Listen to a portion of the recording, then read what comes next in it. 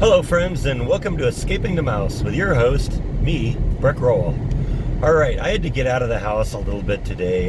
The apartment people decided that it's time to repaint the entire complex. So they got guys out there with pressure washers and paint sprayers and all that. And they're making an enormous amount of noise. So I just wanted to get out a little bit. And for anyone who's asking, yes, they are doing the same quality work that you would expect from this complex. It's odd. They aren't even having their own people do it. They hired a contractor to come in and do it. And apparently they just hired somebody that's up to their quality standards or down to their quality standards, whatever the case is. So anyway, I'm just out on a little bit of an errand today. When I left my house, the last thing I pulled out of the house after the cats was some of my cleaning supplies, and I just ended up leaving that stuff behind because for the most part it's easy to replace and all that, and I wasn't going to put it in the car and take it with me, and I wasn't going to fly with it. So I decided today I need to get a new vacuum cleaner, so we are going to go out and go vacuum cleaner hunting today. Come along, won't you? Alright, mission accomplished. Walmart pays off again. Found something I think will probably be suitable.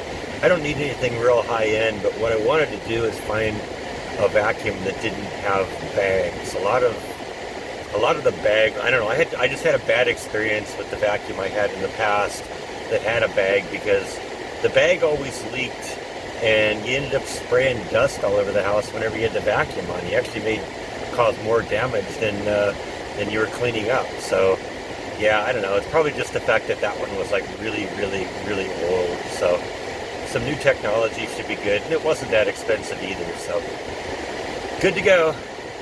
Do some cleaning. So there's two benchmarks that you have to cross on YouTube in order to be able to monetize your site, and one of them is they want you to have 1,000 subscribers, and I'm like inches away from that. Probably hit that in the next day or so. But the other one is they want you to have a total of 4,000 hours of total view time on your channel. Well, fortunately, because of my live stream yesterday and the combination of that and the video that we posted last night, we rocketed past that 4,000 hour mark. I was about 3830 yesterday morning, and it's like 4250 now. So I really appreciate all of you guys for watching that. Couldn't have done that without you, because if no one was watching, nobody would be interested in helping me do any of this. So thank you very much for that, and we should hopefully hit the 1,000 subscriber mark in the next day or so. Honestly, when I was looking at this a week ago, I figured, okay, it looks like I'll probably hit the subscriber mark first, and then we'll have we'll get the total view hours a few days later. But that all changed in the last couple of days. I don't know. Jordan's talked about this too. Sometimes you can't predict what's going to go on with the subscribers.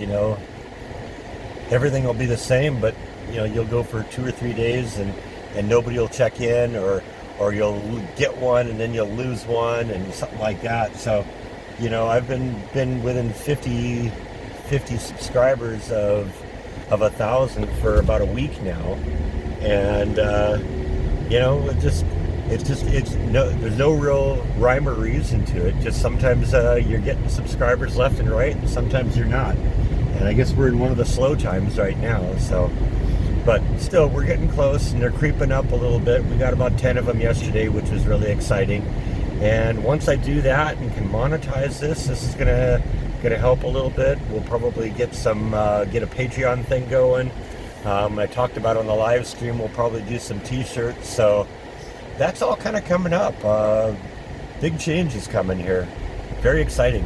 So I'm on my way back home after getting the vacuum cleaner, and it occurred to me, well, it's been something I've been thinking about for a couple of days, that I've been here now in Texas for like 3 weeks, and I haven't had one good barbecue meal yet. So I think I kind of mentioned that on a vlog or maybe my live stream yesterday, and somebody commented that there was some good barbecue around the Texas Rangers Stadium. So I'm going to go check that out and maybe get some lunch. Well, if the lack of parking is any indication how good this is, this place is going to rock.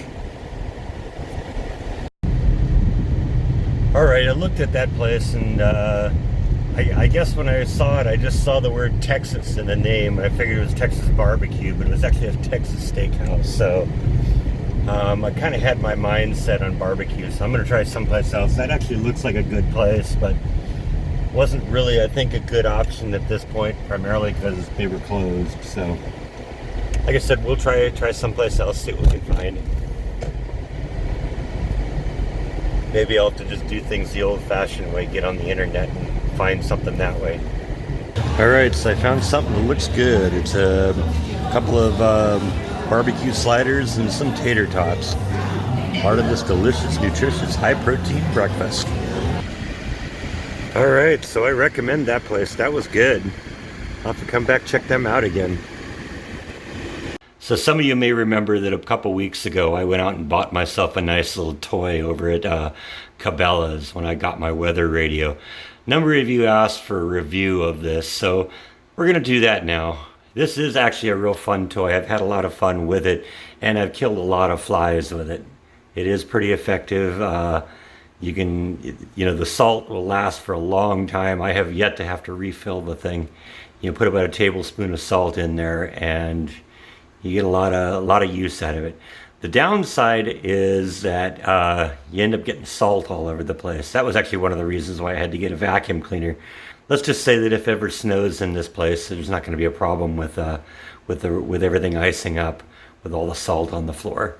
One of the things I did notice is that they say that it has an effective range of about 3 feet. And you're right, you fire at a fly from 3 feet away, the salt will hit the fly, but it isn't exactly lethal at that point. All you end up doing is just scaring the fly away. I found it actually to be really lethal with the flies. You got to get up to about 6 inches. And even then, if you miss, you just make the fly mad. So I recommend it. I've had a lot of fun with it. All right, so that's the model that I got. I'm guessing because the box isn't as big as the vacuum cleaner, there's going to be some assembly required. So let's tear into this bad boy.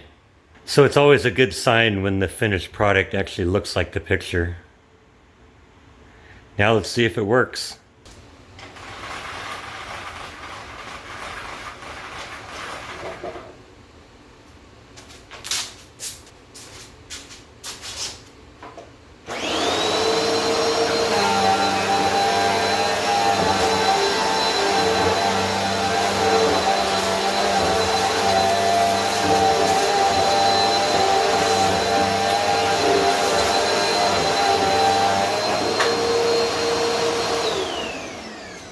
Yep, I think we can officially say this thing sucks. It really sucks. One of the things that I said before that I was looking forward to for getting this thing is that I didn't want it to have vacuum cleaner bags. I had such a bad experience with my old one. So this one's really easy. Apparently you just pull the little clip here, this whole thing pops off, this little bottom part opens up, and you dump all your trash out. That's all there is to it. Even the filter is supposedly just something you just have to wash off from time to time. So, yeah, seems to work. It's definitely a lot quieter than the old one. One other really kind of cool feature is the retractable cord. All right, so yeah, that was kind of a boring day, right? Just watch me go out and buy a vacuum cleaner, listen to me talk about this and that, and go out and have some lunch. But sometimes that's what happens on a day like this. I really just needed an excuse to get away from all the noise while they're painting the apartment. So it's a little quieter now here, so maybe we'll take a nap. Anyway, thanks as always for watching, and I will see you tomorrow on Escaping the Mouse. Who knows, maybe I'll have 1,000 subscribers by then. Good night.